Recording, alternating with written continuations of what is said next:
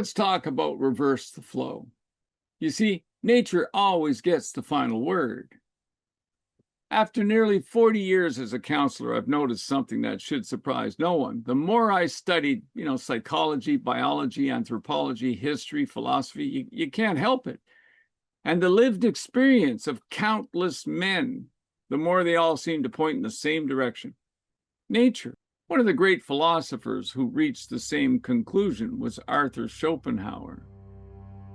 I mention him in Sipping Fear, Pissing Confidence, the book which solves the riddle of addiction. You see, it was Schopenhauer who taught me wanting is suffering.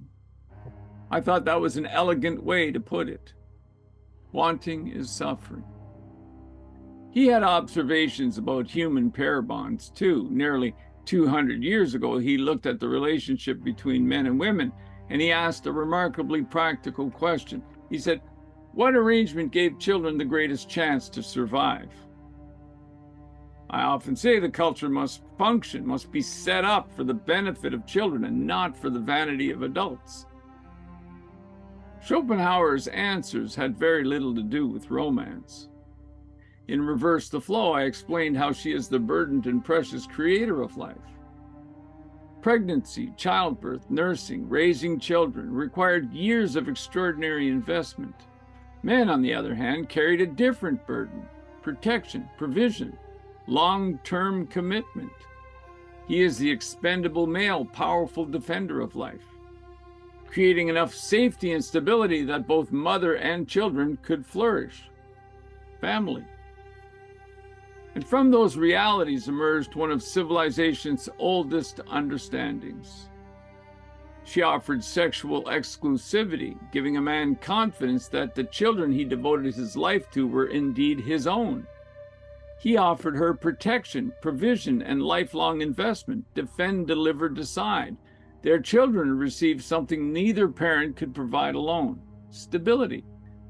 Whether you agree with every one of Schopenhauer's conclusions is almost besides the point. What matters is where he began. He began with nature. That's exactly where I begin with Reverse the Flow. Throughout the book, I ask a simple question: what does nature reward? How has nature set things up? Because nature has been conducting the longest experiment in history, and these complementary forces produce Team Human. Every civilization has faced the same challenges. Who protects when danger arrives? Who provides when resources become scarce? Who accepts responsibility when life becomes difficult? Who creates the conditions in which children can grow into capable adults? I mean, the details vary from culture to culture. The questions never change. My conclusion is that mature masculinity begins when a man stops asking what the world owes him and starts asking what the world needs from him. He becomes a defender, not so much because someone assigned him to the role, because nature requires it of him. A defender protects his wife, he protects his children, he protects his neighbors, he protects freedom, he protects truth, he protects the future from the chaos of the present. Something remarkable happens when a man embraces that responsibility. The flow reverses. Instead of asking life to make him feel important, he becomes useful. Instead of chasing validation, he develops character. Instead of demanding love, he becomes a conduit through which love flows to others. That is the central argument of Reverse the Flow. Receive love, outgrow love, become a conduit for love. Make respect and loyalty key aspects of your stewardship. Our culture spends enormous energy trying to redesign human nature. History suggests a different approach: to understand it, to work with it, to build upon it. I mean, political movements come and go, social theories rise and fall.